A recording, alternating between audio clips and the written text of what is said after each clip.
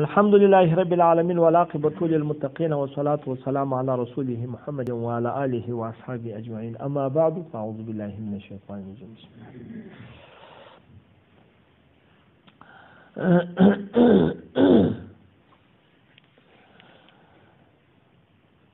دغه ته پام کوئ. بله استفتاء د ډیرو کلوله پر یوه ځای باندې زکات روا دي چې سړی ورکړي، او د ډیرو نصابونه پر یوه ځای سړی زکات ورکړي روا دی. مثال یې درته وایم.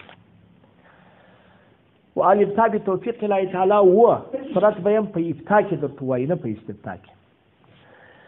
دا شرط یو سړی نصاب لري، اوس نصاب روپۍ لري، کال پر تیر شو، د کال د سر یم نصاب درلود، یا کال پر تیر شو، یا کال هم نه دی تیر شوی، یا کال پر تیر شو، کال پر تیر دا وایه، یا کال نه دی تیر شوی، او دا دواړه بل صورت دواړه ورسره زده کړه. اوس په دا یوه صورت کې کال تېرېده مه وایه. په سر کې نصاب لري، په زړه کې دا دی چې سږ کال امکان لري چې زه دې د کال په پای کې دغه نصاب پنځه کړم. یعنې زه اوس 1,00,000 روپۍ لرم، هغه 2,500 پر ما زکات ته امکان لري چې د کال په پای کې زه دغه روپۍ 2,00,000 کړم. 2,00,000 نو اوس د دوه نصابو د یوه کال زکات ورکړي، خو د دوه نصابو 15,000 زکات ورکړي. لیکن وروسته چې کال پوره شو یې د 2 نصابو پیدا کړه، هغه بل 1,00,000 روپۍ نور زکات نه غواړي. دا صحیح دی.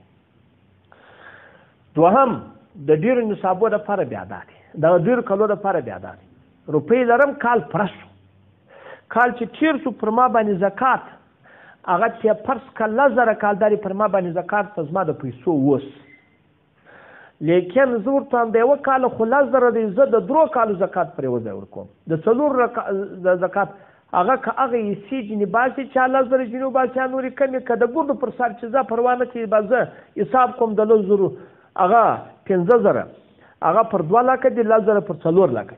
زه درته وایم پر 4,000 باندې دا پام ورته وکړئ. دغه 10,000 چې پر 4,00,000 روپۍ باندې زه څوک کوم، زه ورکوم او یروې سمه دا دغه 4,00,000 د حسابه د هر کال ورکوم، 40,000 باسم د 4 کالو دپاره.